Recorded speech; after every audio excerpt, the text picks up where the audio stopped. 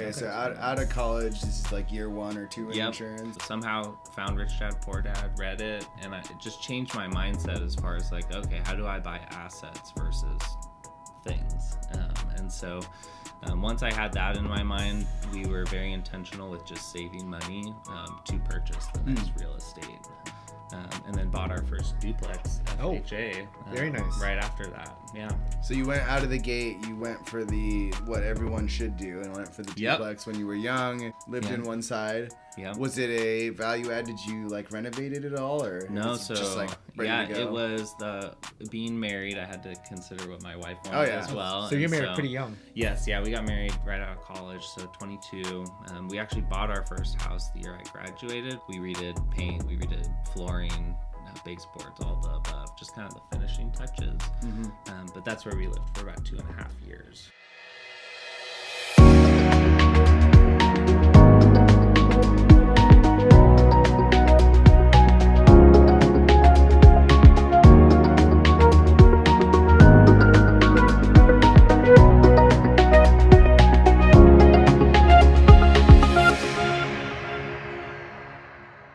Hey everybody, thanks so much for tuning in to episode 42 of the Realized Gains podcast. I'm your co-host Jordan Lee. I'm a mortgage lender based in Portland, Oregon, and I'm licensed to do business in about 8 states, and I invest in single family homes.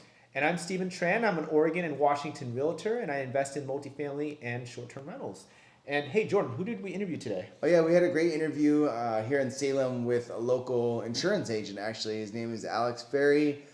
He got into insurance business because his dad was doing it when he was cold calling in high school, which is hilarious.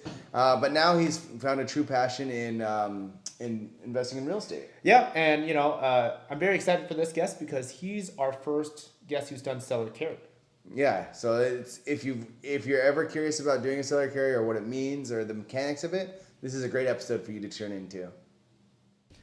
Hey guys, welcome to the Realized Gains podcast. I'm Stephen Tran.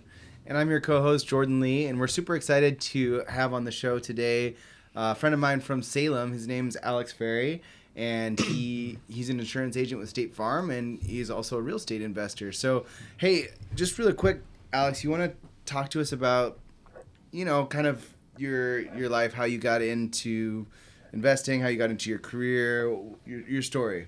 Yeah, no, thank you a lot for having me. Appreciate it. But yeah, my story is I actually never planned on getting into insurance. Even though your dad did it? Exactly. So my dad's a State Farm agent. He's been doing it for about 15 years. Started when I was in high school. And so I was like, well, insurance is insurance. It's not like a sexy industry, like real estate, like what you guys do, right? So it's just built, thing. Yeah.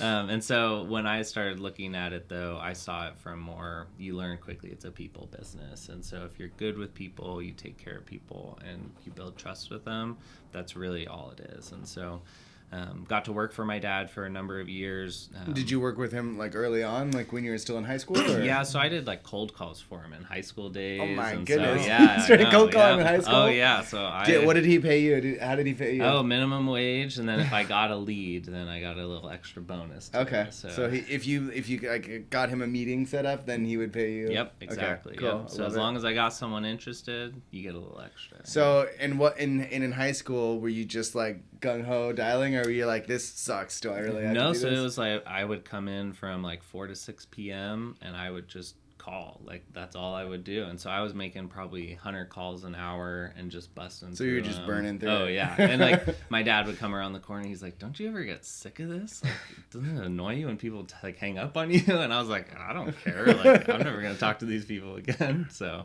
yeah, that's how I got started really. And then went to South Salem, went to Chemeketa, played some basketball there, ended up at Corbin University playing basketball there. And then all through those years was still kind of working a little bit part-time for my dad. But tried out Nike for a little bit. I know you have some friends at Nike. Yeah. But this whole time you're like, 4 to 6, I gotta Hit and miss. I was like events, and then I was doing some cold calling on the side too. Okay. But it was more just to kind of keep a touch on it as far as like, I don't know, maybe do I want to do insurance? And so.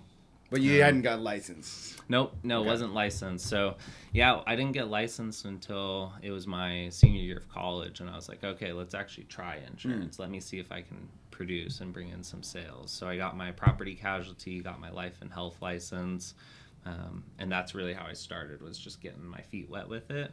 And after about a year, I was like, yep, this is what I want to do. And you were doing this, but you were doing this while you were like working at Nike and doing other jobs? No, or? so I worked at Nike for like a year and a half, like mostly in the summer with school, and then during like basketball season and school year, I would just work part-time. I see. And then same thing with, I did that for Costco for a bit, because Nike was just like, I knew that wasn't the long-term It wasn't like play. Nike corporate? No. It was like a Woodburn store. Worked at Okay. Lincoln City for a bit. I worked at one of the Portland stores for a brief time, but yeah. That's quite a trek. Yes. Yeah. It was interesting, to say the least. Mm-hmm. Retail, huh? But that experience must have bled over a little bit, though. Yeah. I think the competitive atmosphere of it and just the culture helped a lot, as far as what I wanted to create here with my team. And so, yeah, coming out here, it was like, okay, if I'm going insurance, now let's just get really good at it. So working for my dad, I was able to kind of just develop a process for the sales side of things, the front end. And so that was my role, was produce a lot and bring in a lot of new customers. And then now that's continuing on, where I actually get to build a team and they're doing it with me. Yeah, I was going to say, I noticed your car. You seem to do a lot of branding, marketing, and... Yep. Yeah, so if you ever see the red If you live Jeeps, in Salem, you've noticed the car. Yeah. Anything with a red Jeep. Now I have people that'll drive past red Jeeps and they're like, it wasn't you. I was like, because it wasn't me. Yeah, I mean, we don't own all of them, but there's a few around town, yeah. Do you live on Hoyt? That's my parents. That's your parent. Okay, Yep. I was like, because I drive by that one every once in a while. I was like, Yes, that's always the question is, do you buy Bush Park? It's like, no, that's my parents. Yeah. Yeah. It stands out though. People remember it for sure. Yeah. Oh, yeah. No, for sure.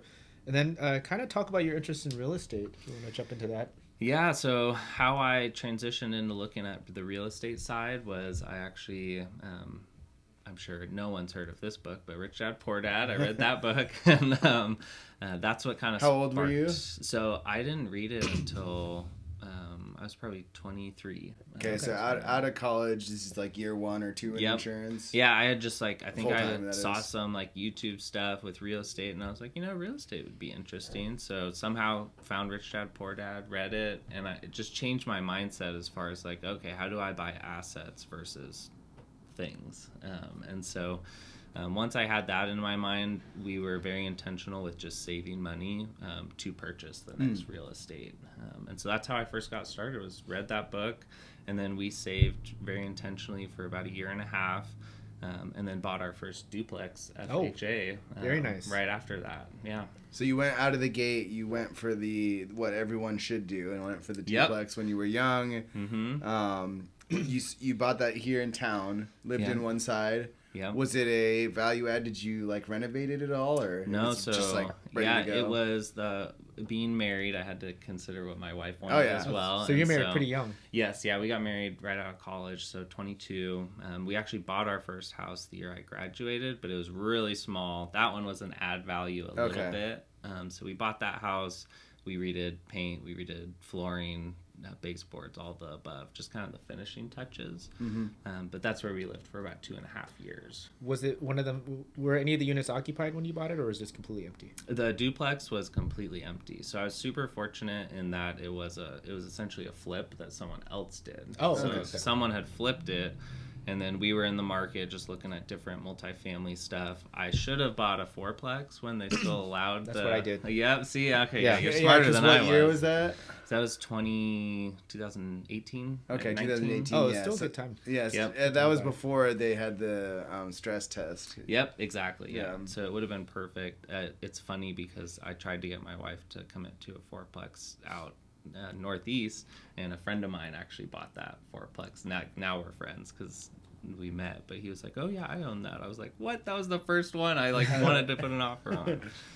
So have the duplex though, it was vacant, so we moved into, it's unique because there's 2 homes on a lot. So so it's not like it's not you're a not even true connected to a wall. duplex. Okay. Yeah, so And that's probably better. You don't want to share a way wall. better, yeah. And so my wife was like, oh yeah, let's do it. Like, it wasn't best part of town, but it really worked. And so when I ran the numbers on it, I was like, okay, my rental income from half of it will cover most of the mortgage. So then technically our mortgage payment went down right. from our old house. The net amount went down because you Exactly. were offsetting it. Yeah. And I love that you mentioned it was maybe not the best part of town, because I think, sometimes people are like, oh, real estate, location has to be the best Yeah. location. No. But that's not always the case, right? Because You ran the numbers on it and you're like, well, let's try it out. And what was your experience like living there? Yeah, so like our experience was we knew it was a short-term play. Like our goal was to essentially move there and then be very intentional with saving the next year and then move out as quick as we could on to the next place. Oh, once you get past that year, you're like, okay, next one. Yep, so we actually ended up moving because, as long as you're intending to live there for a year. Like Yep, that. exactly. And that was the plan, was we were going to be there for a while. But I think it was like year or month like 9 or 10. We were like, okay, well, we have the money saved, might as well move and get a house in a location that we wanted. So then we moved at that You mean point. start the process at Yep. the 9, yeah, and then you close and you move in as soon as your year is up. Exactly. Yep. Yeah. Yeah. And so, yeah, it worked out really well for us. We were pretty fortunate. But yeah, when we ran the numbers first moving into it, it was like, okay, it'll make a little bit of money. But now 4 years later, it's like, oh, wow, this one's our most profitable property now. Oh, yeah. No, for sure. Mm-hmm. And so you had your first property, FHA, what, like 5%? So we did our first house conventional, actually, Oh, 5%. conventional. Okay. And then the duplex we did FHA 3.5%. Okay. Oh, nice. And then you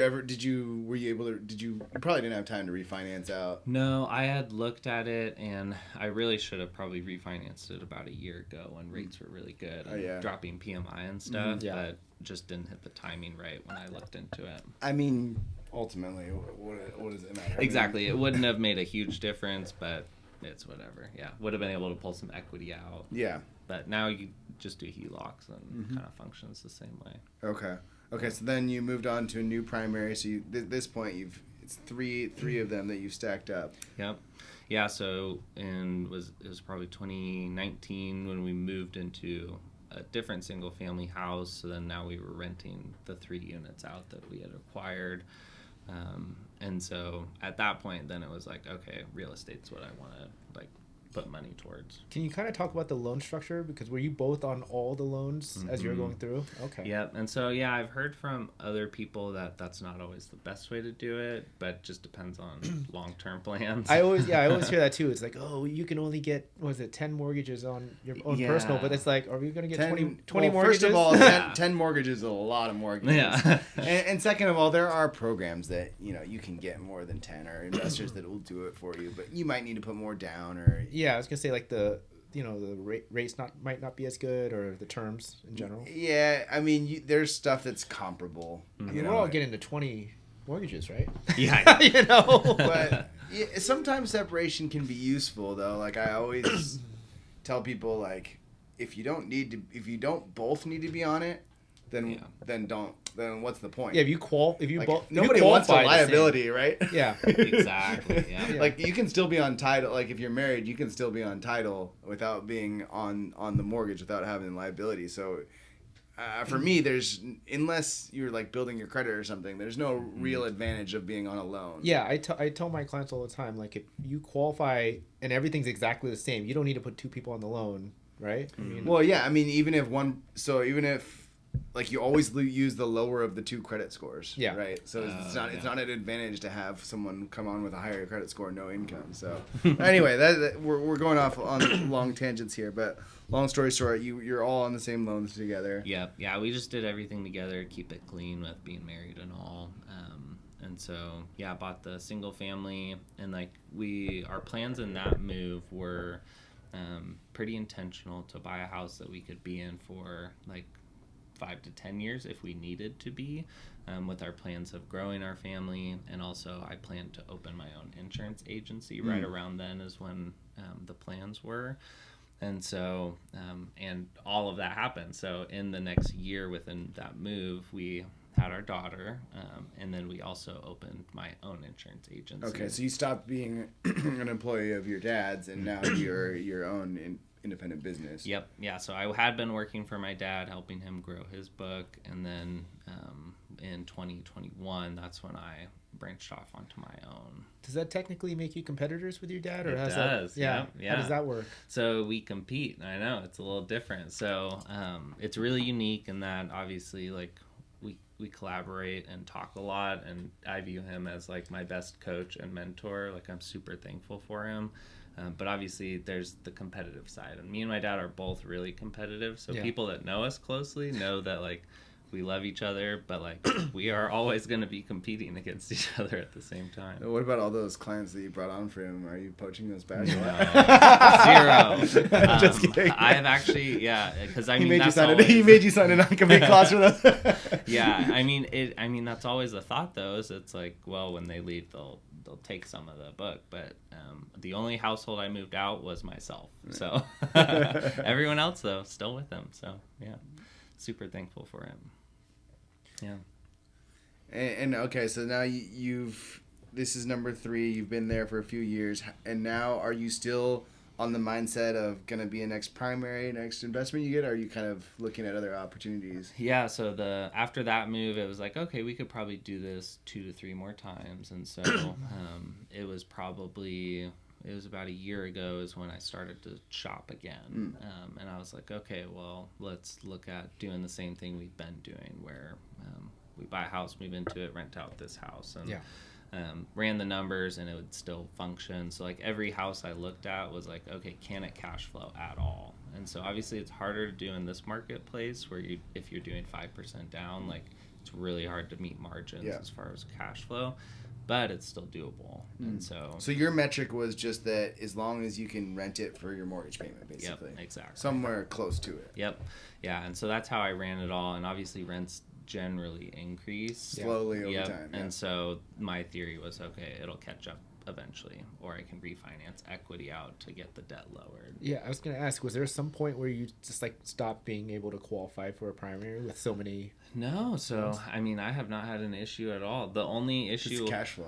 Was this last purchase was because I started your business. I went W-2 to 1099. So. Yeah, I was gonna say, well, it's tough because I don't know how you do your taxes, but like we depreciate and write off a lot, and I might make some cash in my pocket, but my taxes may say otherwise. 0, yeah. So, I just wanted to see. Let's just say I might not qualify for as much as I used to, because I also switched to out of my W-2 as well. So it's been difficult. So and you had just recently opened up Airbnbs, which are not the same as when you have a. It's just different when you have something. It's very easy to do a lease agreement for a departing primary, right? Because it's it's set for 1 year. Versus Airbnb is more like a business, right? Where you have cash flow that comes in, but it varies a lot, and your expenses are a lot more. So just from an underwriting perspective, it's a little different. Yeah, that makes sense. So you were shopping around and. Yeah, so we were shopping around about the last year or so, and just kind of figuring out timing of when the right time was to move. And it was actually like January of this year was when we got a little more serious about shopping, and so started just writing offers on stuff that I was like, okay, the house that we're looking to move into is a little upgrade, but still trying to keep mortgage affordable, obviously. And so when there was a house, actually it was funny, a friend from Facebook had posted, hey, my neighbor's house is for sale. It was for sale by owner. I was nice. like, oh, cool. Okay, maybe I'll call them, see if they're open to carrying any of the debt and such like that. And when you say that, what do you mean, for our audience, what do you mean when you say carrying some of the debt? Yeah, so when I looked at it, because essentially the goal would have been to buy the house at a conventional loan with 20% down, but within that, having the seller carry that down payment for me as a private note after closing. And so let's say it's a $400,000 house, your debt load is $300,000, now your down payment's $100,000, and so that seller would actually own that $100,000, and I would pay him $500 a month until it was paid off. So you'd have your conventional mortgage payment, and then you'd pay the seller the loan that they gave you for the down payment. Exactly. Yep. Can I ask where you got the idea to do seller carry? It was talking to a lot of people that have done it besides myself. So I connected with a lot of people at SMI Real Estate. They do a lot of that. Trevor. I mean, there's some people that they had experience with it, and so I was just like, hey, I know you've done this they do it on larger scales with apartments and multifamily, but I was like, you can do it on single family too. So that's kind of where I got that from. Okay, and how did that conversation go? Because I know just so many people are just used to talk to the lender and just getting traditional mortgage, primary mortgage, investor loan, etc. Yeah. How does that conversation go? You're talking to a FSBO, so you're just calling them on the phone? Yep. Yeah. So I just called him and was like, hey, interested in your property. Would love to check it out. It's only a half a mile from our current house. So like it was easy to coordinate walking through it sometime. And then when we were in person, I kind of asked him what his plans were after closing. Like, are you needing money to buy your next place? And so we kind of had that conversation, and he had already bought and owned land and was building a house, and so he didn't necessarily need the closing cash right away. Other than obviously it'd be nice to have. And so I was like, well, actually, what if we looked at something a little more creative, where because it was on the market for a while, and so I was like, hey, what if I can hit your purchase price, but can you carry some of that down payment for me to make it more affordable in the short term for myself? Was he familiar with seller carry at all? Not at all. Okay. No. So how did you explain that process? How do you convince somebody to take on debt? Yeah. So, and it's actually a bummer with that scenario is he was all for it. I talked to him, and it was nice because the lender he was using on his new build was like had knowledge of it, and so they actually helped validate what I was telling him. And so that was really nice, is he had someone already on his team that knew what seller carry was. Yeah. And so that helped me a lot in explaining it to him, because then he could reaffirm it with his lender that he was already working with. And so the downside is he had two, I can't remember if it was his sister-in-law or brother-in-law, someone was an attorney in the family and was just like, hey, this is a terrible idea, you should never do this. And I was just like, oh man. So like talked to him probably 2 or 3 more times and was like, hey, people do this all the time. It's like, and tried to give him like my word and kind of validate through, hey, I have an insurance business, like, yes, I'm gonna like take care of you, like I'm not gonna just leave you out to hang dry, because like there's a risk in him being a second position on something. But so his family actually talked him out of it. And so it was a bummer that one didn't work out. But it was still a good exercise for you. Oh, it was great. You learned how to talk to somebody about it. It was an experience for me, because what it did prepare me for is, while I was calling on homes like that, there was another house that popped up that was for sale by owner, and that one, in talking with him, he did want to carry it. So he actually brought it to me as an option. I was like, because I know exactly. It's like, wait, what? Who? No, this is what I'm trying to sell you guys. Exactly. So was it like a sweet deal? Like hit your numbers, everything? Yeah. So I calculated it, ran it. I was like, okay, it's for sale by owner. It could cash flow. Isn't it sneaky when it's going the other way around, when they're trying to give you the deal? That's what I was like a little confused what on. am I missing here? The piece we negotiated was the down payment. So like initially he had wanted 20% down from whoever bought it, and so I renegotiated him. I don't even know what the percentage was, but it was about 5 or 7% down. Yeah. And so he took that, and then he carried the rest of it. Okay. And so that's the portion I negotiated with him. Oh, so he did the big loan. You didn't get a conventional loan. Yeah, that was a separate purchase. Yeah. So we actually bought the 2 homes around the same time. So like we bought the for sale by owner carry one first, and then closed on our second home like I think weeks later. Yeah, it was pretty crazy. Nice.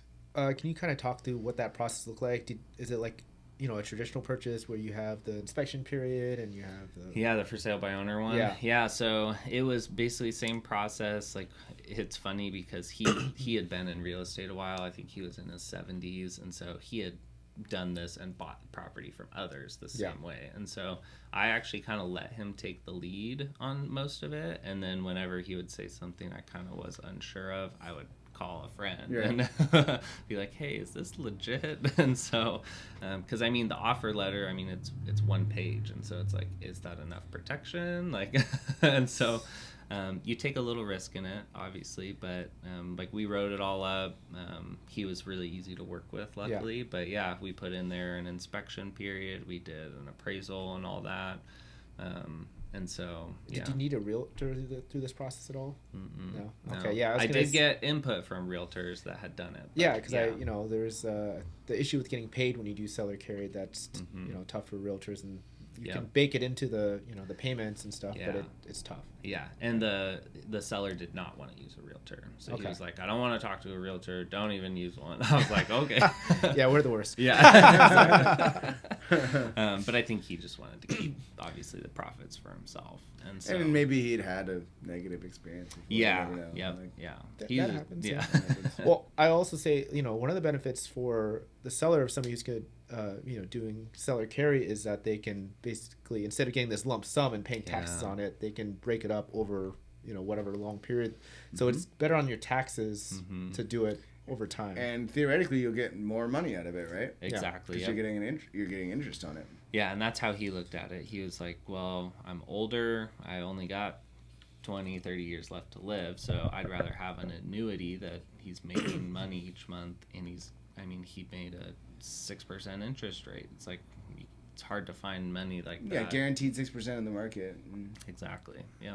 But then at any time it can be sold or refinanced. Yeah. So. And the really nice thing is actually within our agreement is I can refinance at any point. And so he didn't put in. There's no prepayment penalty. No. Yeah. So that's huge for me.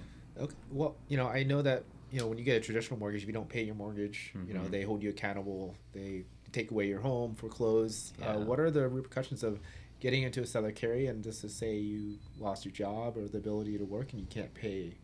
Yeah, I mean, with this one, it'd be a similar situation as a foreclosure where he could call it all due, and obviously because he's got first position on the title. He also, and it seems to me like it's probably easier for him to foreclose than it would be for a bank and a big institution. Yeah, I would guess, because what he did is at closing, he essentially signed the title over, and the title company is the one holding it now. And so once my debt is paid to the title company, then they release the title. Oh, so it's going to be a while till you technically fully have it a deed in your name. Yep. Yeah. Interesting. Okay. Yeah, because lenders, they don't want to foreclose on you if at all possible. They'd much rather modify your loan or sell it to some other modification company. Yep. Because it's really expensive, long process. It's hard. It's not easy to foreclose on people. Yeah, exactly.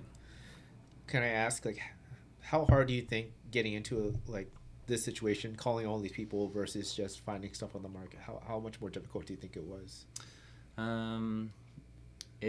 It just takes time and energy. Yeah. I mean, and compared to selling insurance. Yeah. Yeah. I mean, it's the same thing. I mean, you get what you put into it. Yeah. Real estate was the more I networked, the more I talked to people that owned real estate, the more my brain was thinking, okay, that's how I can structure this or that or that. It just opens doors naturally. And you basically only work with FSBOs on this, or can you work with anything that's on the market? Yeah, I mean, you could work with anything in the market. I tried to do it with a few on-market stuff, but it's hard because you don't just have to convince the seller, you have to convince the realtor too. And a lot of realtors are like, no, we'll just take a conventional offer. Yeah, because they want their cut, they want their check at the They want it, exactly. like an easy, direct, here's your full But, I mean, they're getting the full 6% versus having to split it. So you would think they would want us. Unless they have a deal where, I understand.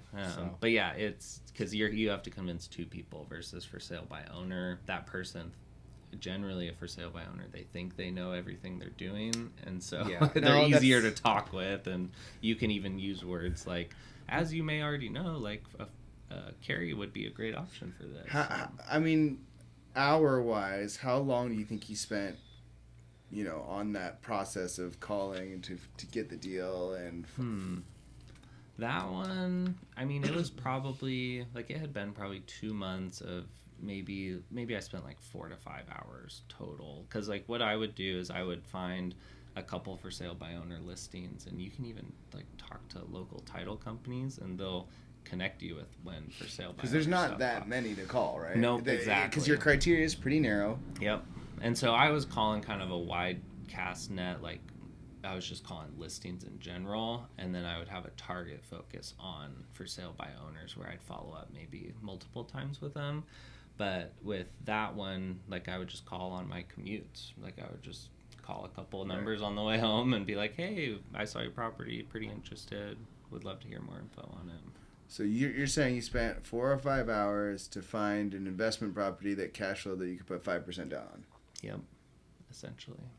Yeah. That's pretty good. Yeah. Yeah. You get to choose your interest rate. Yeah. Well, Yeah. and the crazy part about that one is it's actually a 20-year note, not a 30-year note. Okay. Yeah. But And it's still yeah, the numbers are a lot tighter, but But I can refinance and you're pushing a lot more equity in opens every a lot month than you would be normally too. So the numbers are better than they look like. exactly. Yeah. That property in particular, it's definitely more of an equity play. Like I love the location, love the property. It's actually my newest home that I own is that one, and so it'll be a good long-term play. Oh, you for mean sure. like it's like it's Built the newest built? Yeah. Okay. All Seller of the Care, other okay. ones are older. Yeah. Okay. Mm-hmm. Do you have any issues with older houses or? As far as like maintenance stuff. Yeah, exactly. So You have 3 houses. What, 3, 4? So I have 5 right Five, now. five, Yeah, okay. yeah, 5 and then our primary. And so the only one I've had issues with is it's a 100-year-old home, and it just is naturally everything's going slowly wrong with it. Yeah. Luckily, like siding, roof are all really good, but like foundation's a little and and we had like it just needs to be re-leveled essentially. It's just old ground, but something happened with the sewer line where it was just whoever did the flip put in the wrong connecting pieces and did it Oh, a for the cheap sewer way. line? Yeah. Oh, that's an expensive. Yeah, well, not sewer line, sorry, water line. So under the bathroom, kitchen, Okay. those kind of things. So Old houses, galvanized plumbing potentially. well, it was updated. Oh, it was updated, just but done not wrong. They just Yeah, it didn't was done do it cheap. properly. Yeah, and that's so always fun. I had a plumber come in, spent maybe $3,000-$4,000 on it, but that's been like the only big repair I've had That's to not do. bad. Yeah, no, not at all. If you spent only a few thousand on a 100-year-old home, you're doing Yeah, exactly. fine. Yeah. Oh, yeah. I know I'm budgeting for a roof in probably 5 to 10 years, and maybe a paint job, but nothing Sure. too much. You find good contractor friends, and Yeah. usually they'll treat you well. Well, after 5 homes, you should definitely Yeah, have a exactly. good- Yeah, you have gotta some have a good list resources. of your cleaners, your contractors. Oh, yeah. Coming back to seller carry, I mean, how did you figure out what was a good term for you? Like, I know there's like a lot of numbers involved. Like, how did you figure out a term that would work out for both you and the Yeah. seller? Like, So when I figured out his price point, I basically got him down as low as he would go. Then I figured out what's the least I can bring to the table that he's okay with. And Okay. so that's where we met at kind of it was like 6% down. And then we started to negotiate the term of the loan, a balloon, or interest rate. And so essentially interest rate he was pretty stubborn with, and I was okay with it. So I didn't push too hard on it. The term was the piece that I would have really liked to have had a 30-year note to lower the payment. for the cash flow side of things, but his catch was, well, I won't be here in 20 years. And so he was like, I'd rather have most of it paid off before I pass away. I was like, okay, fair enough. And so my thought in moving forward with it was it'll be tighter, but I was okay with it because I can refinance if need be. Yeah. Yeah.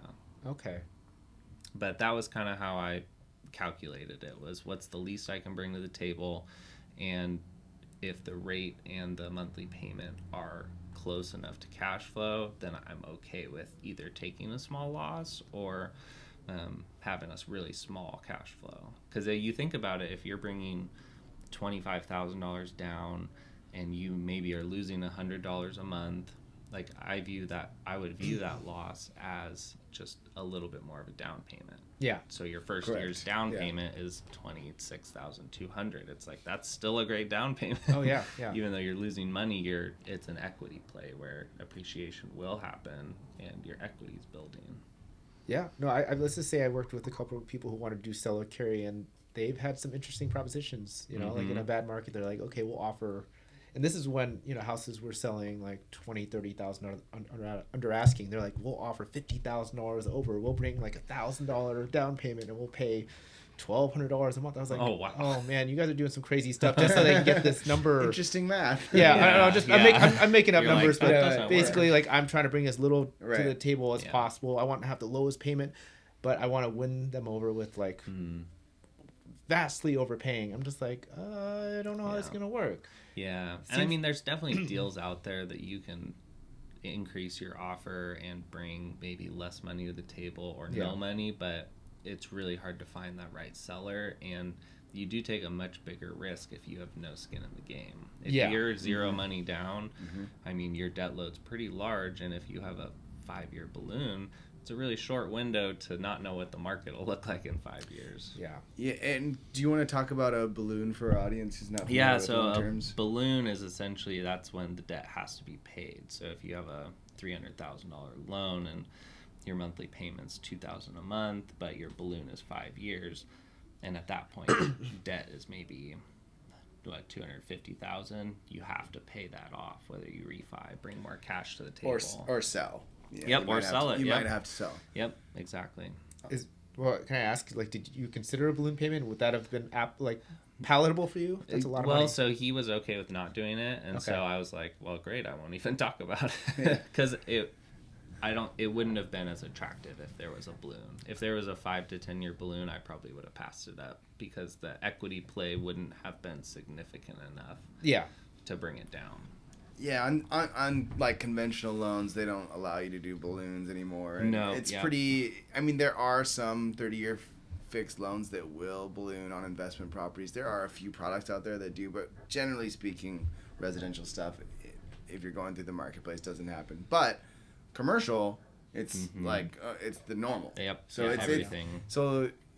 It sounds terrifying to have this 5-year thing, but if you look at the commercial market, everyone does that, and they just refi after 5 years or. Yeah, well, and the commercial market, it makes sense, because in order to get those types of loans, you're bringing in 20-25%. So it's like at that point you have equity to move around. It's just they only do that to keep rates steady. Yeah, otherwise they don't have that way. They're never at risk of being way under market on the rate. It's way smarter. I mean, residential should honestly move that way too. It would be more profitable, I'm sure. Yeah, definitely. Yeah, no, I mean, I can see it being really scary, and then, I mean, at the end of the day, like, you know, I think I have a adjustable rate mortgage on one of my properties. Well, I'm not sure, I might.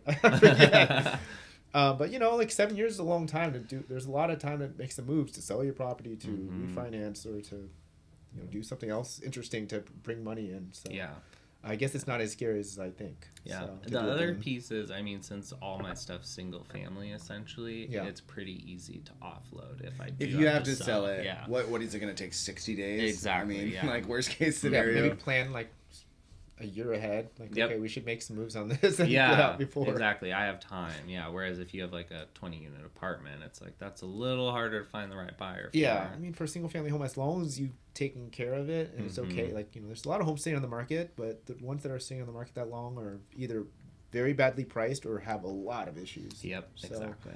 But going back to your points of putting low skin in the game and raising the price up, if you have a 2 or 3 year balloon and you've way overpaid and your equity position is really low and the real estate market isn't as hot in those 3 years, then you could be in an issue where it's like, oh shit, I can't sell it for enough money. That could be a situation. Yeah, because then, I mean, in order to refi, now you have to bring another 20, 30,000, which 50,000 to the typically table. In the residential world, people just don't have. No, they're like, okay, I'll just sell it and take the loss or whatever it is. And that's when the short sale happens. Yep, exactly. Yeah. So yeah, I'm super thankful with where everything's kind of worked out. I mean, we didn't really like have a plan to do it all, but our plan has always been buy something, move into it, find little ways to add value. So like every house we've done fence, done painting, flooring, odds and ends that it's like, okay, this makes it more attractive to a tenant. And then we've moved out, rented it, moved on to the next one. Can you talk about your landlord experience? Have you had any issues, or has it been smooth sailing? No, so I mean, 5 units and 5 years, I've had my issues. My first rental, when we moved from that single family, the small one, to a duplex, the 2 homes on a lot, I actually had a tenant sue me, and it was my inexperience that I let it all unfold. But essentially it was a tenant that I really liked was there, and she had her brother come live with her for a period, and I was like, okay, that's all right, because like she was really good.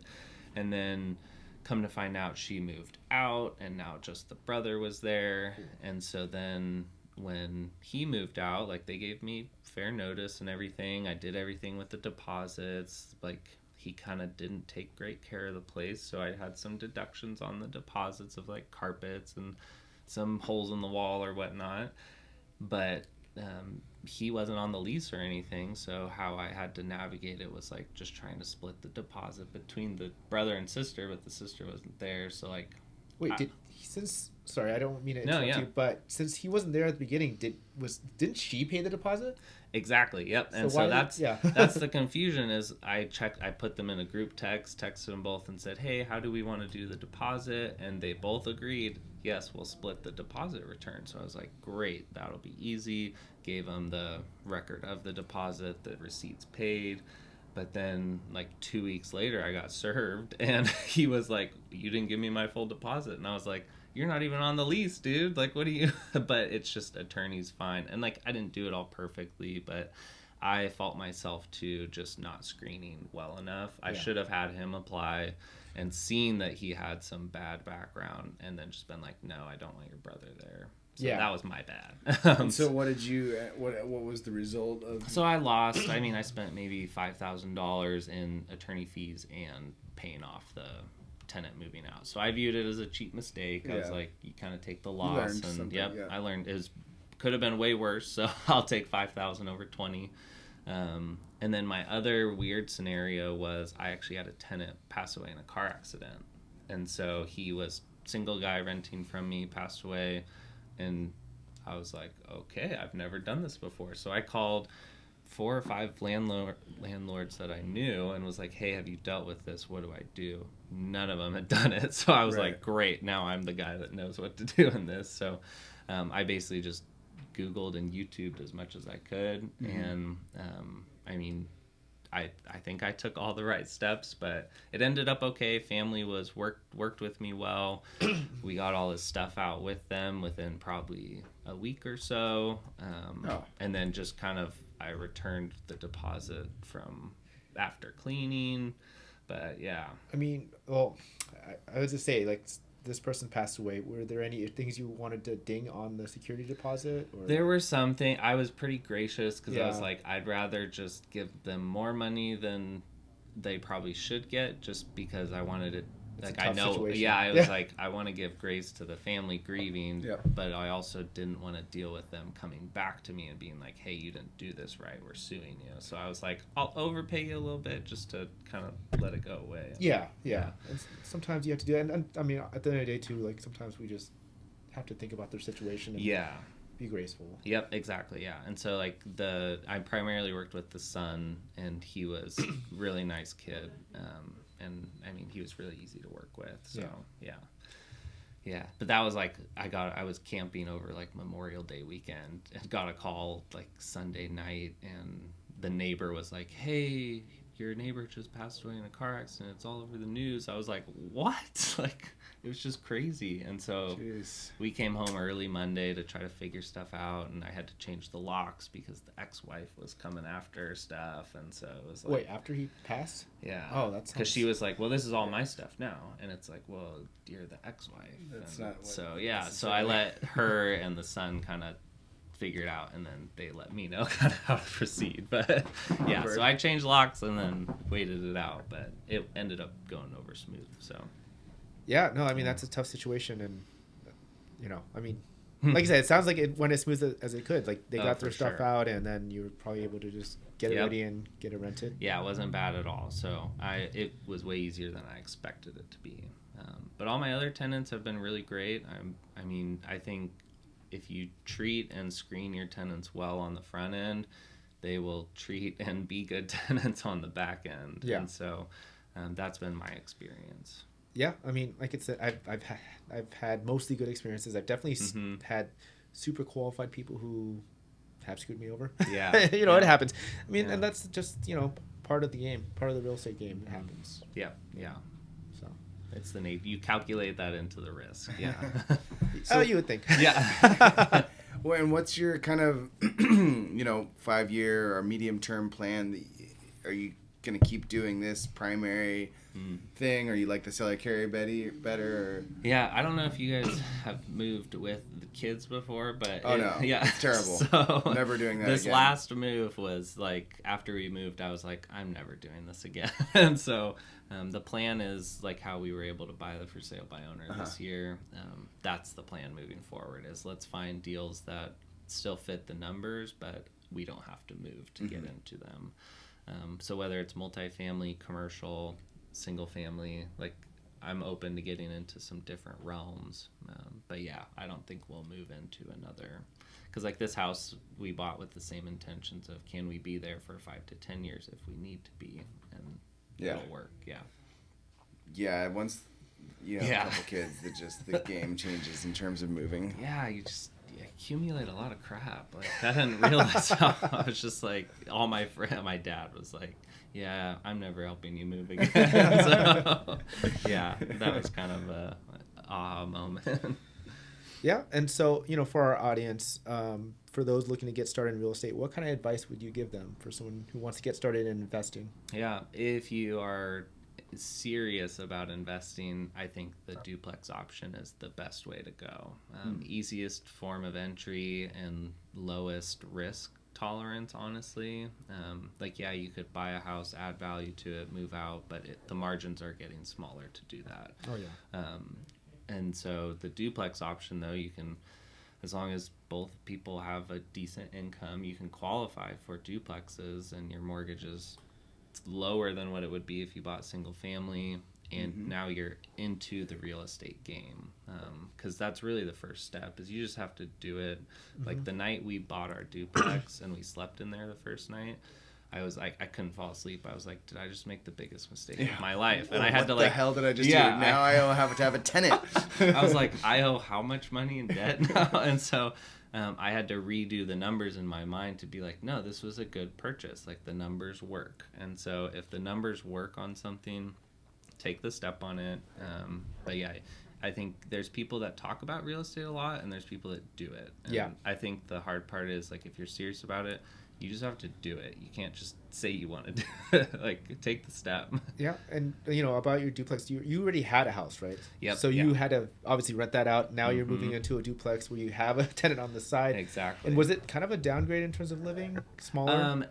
Not as nice location, bigger house. Oh, it's bigger. But not a nice yard. Okay. So we downgraded a few areas, upgraded in size. Yeah.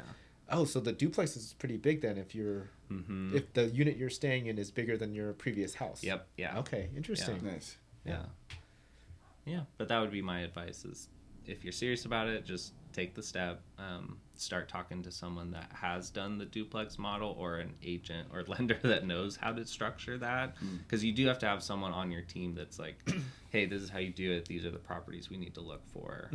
Because some of them won't work. I mean, there's some expensive duplexes that it's like, no, that's not going to cash flow after you move out. So I mean, I kind of think even if you buy a nice finished duplex, like at the end of the day, you have a tenant who's going to offset at least a good portion of your mortgage, which is good. Yeah. I think that's better than nothing. If you're going to be buying a single family house to live in anyways, you might as well have somebody paying for some chunk of it. Exactly. Yep. It's it's the newer version of house hacking. I mean, people are and were buying houses, getting roommates to fill it, and now you can just do that with a duplex. So it's way less pressure on you. You don't have to have roommates if you don't want to share a kitchen or a bathroom. Yeah, exactly. Yeah. So. And if someone wanted to contact you, where can they find you? Yeah, I mean, Instagram's super easy. I know that's where you guys are pretty active. So, I mean, my handle's Alex Ferry, or insurance-wise, it's Ferry Insurance. And so both of those people can reach out. Happy to provide cell phone and email if people message me too. But yeah. Great.